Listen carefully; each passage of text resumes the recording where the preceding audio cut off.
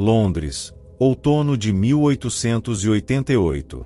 Enquanto a cidade se preparava para celebrar o jubileu de ouro da Rainha Vitória, um terror primitivo se instalava nos becos de Whitechapel.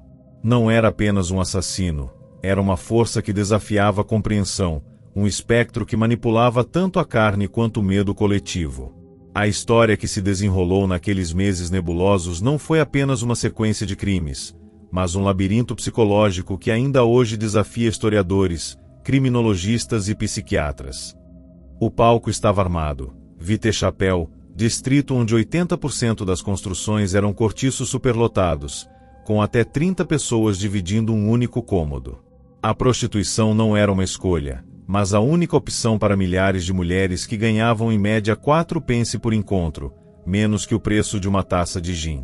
Nesse caldo de desespero, o estripador encontrou seu terreno fértil. Mary Ann Nichols, primeira vítima canônica, foi descoberta às 3h40 da madrugada de 31 de agosto em Buxhall, hoje Durward Street. O Dr. Hayes Ralph Llewellyn, que examinou o corpo, notou peculiaridades perturbadoras. Os cortes no pescoço mostravam conhecimento anatômico, começando da esquerda para a direita com pressão decrescente, exatamente como um médico ou cirurgião faria. Porém, as mutilações abdominais revelavam uma ferocidade animal, sugerindo 2 personalidades distintas no mesmo assassino. 8 dias depois, Annie Chapman foi encontrada no pátio de 29 Ambury Street. O assassino agora demonstrava método. Além da degolação ritualística, removerá completamente o útero, o terço superior da vagina e parte da bexiga. O Dr. George Baxter Phillips, com 29 anos de experiência, declarou que a precisão indicava conhecimento considerável da anatomia humana e possivelmente prática cirúrgica. Em 30 de setembro, a noite do duplo evento marcou um ponto de virada. Elizabeth Street foi morta em Berner Street, hoje em Hicks Street, mas o assassino pareceu ter sido interrompido. Seu corpo estava intacto exceto pelo corte fatal na jugular. Menos de 1 hora depois, Catherine Edoves jazia em Mitre Square com mutilações que chocariam até os legistas modernos. Além das habituais incisões abdominais, seu rosto havia sido meticulosamente esfolado, com o nariz e orelhas removidos.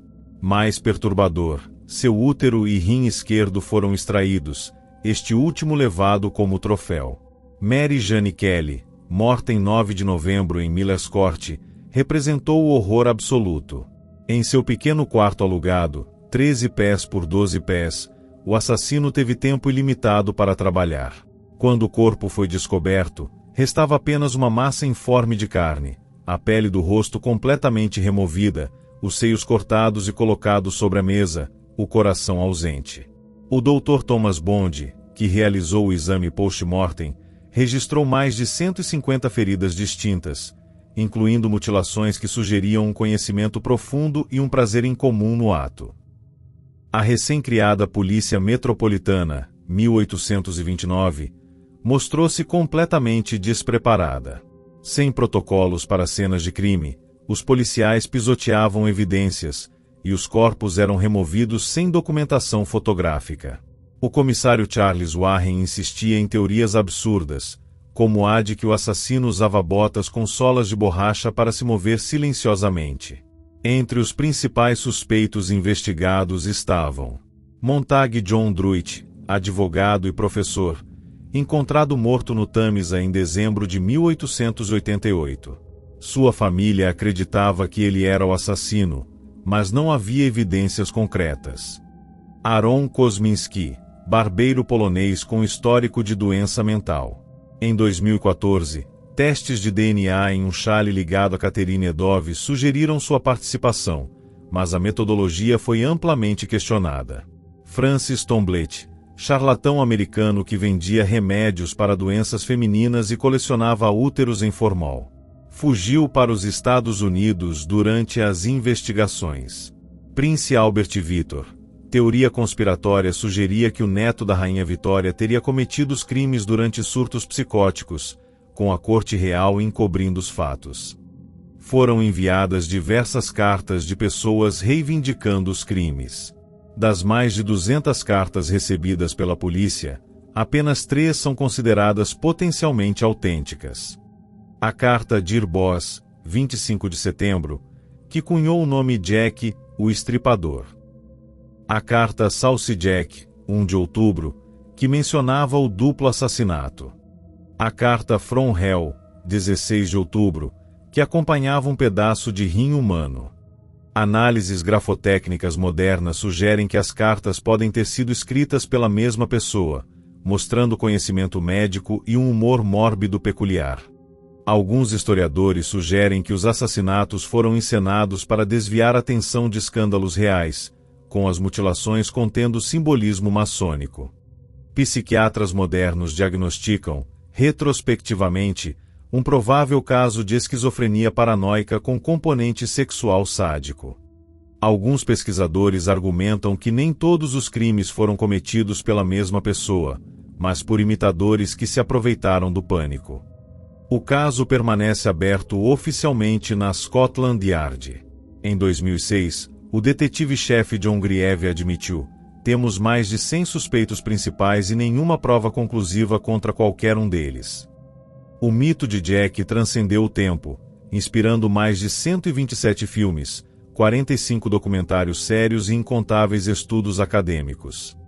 O verdadeiro terror talvez resida não na brutalidade dos crimes, mas no fato de que, em plena era vitoriana, auge da ciência e do imperialismo britânico, um homem pôde assassinar impunemente no coração do maior império do mundo, desaparecendo depois como um fantasma. Nas palavras do escritor Thomas de Quincey, alguns homens matam por ódio, outros por dinheiro, mas o verdadeiro artista mata pela eternidade. Jack, o Estripador, seja quem fosse, alcançou exatamente isso. Uma imortalidade macabra que ainda hoje nos faz olhar para trás, para as sombras de Vitechapel, com um frio na espinha.